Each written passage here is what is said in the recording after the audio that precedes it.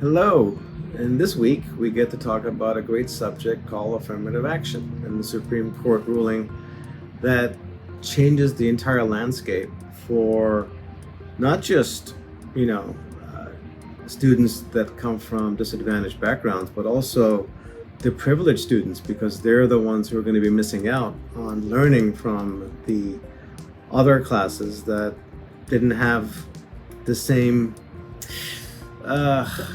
benefits and attributes of them growing up. It's sad because it is a double standard. Because I think we can all agree on one thing, that every D1 program in this country is geared towards bringing athletes in.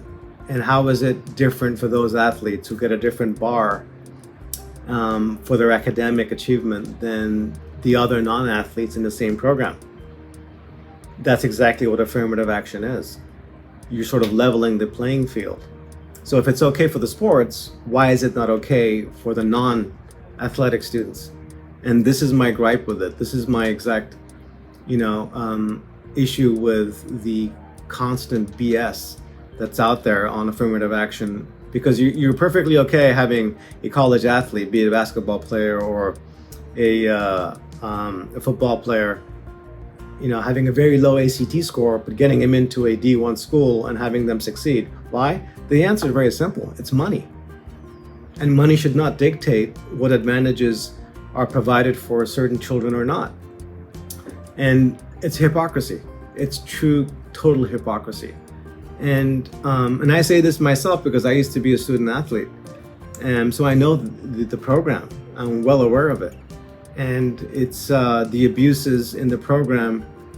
And then on top of that, you sort of put this affirmative action, taking that level playing field away. I mean, the fact is very simple.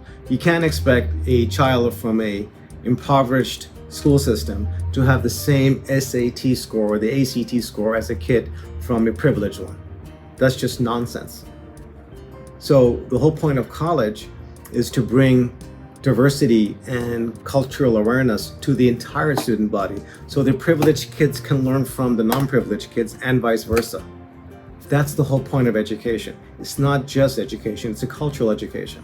It's important to me because this is how I came to the US, and I enjoyed it very, very much, of learning from my, US born roommates as much as they did from their non-US born roommates. And to this day, we're friends.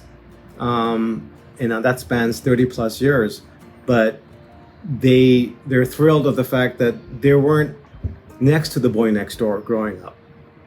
And that's what the cultural experience is about. And affirmative action takes it away. So that's my 2 cents.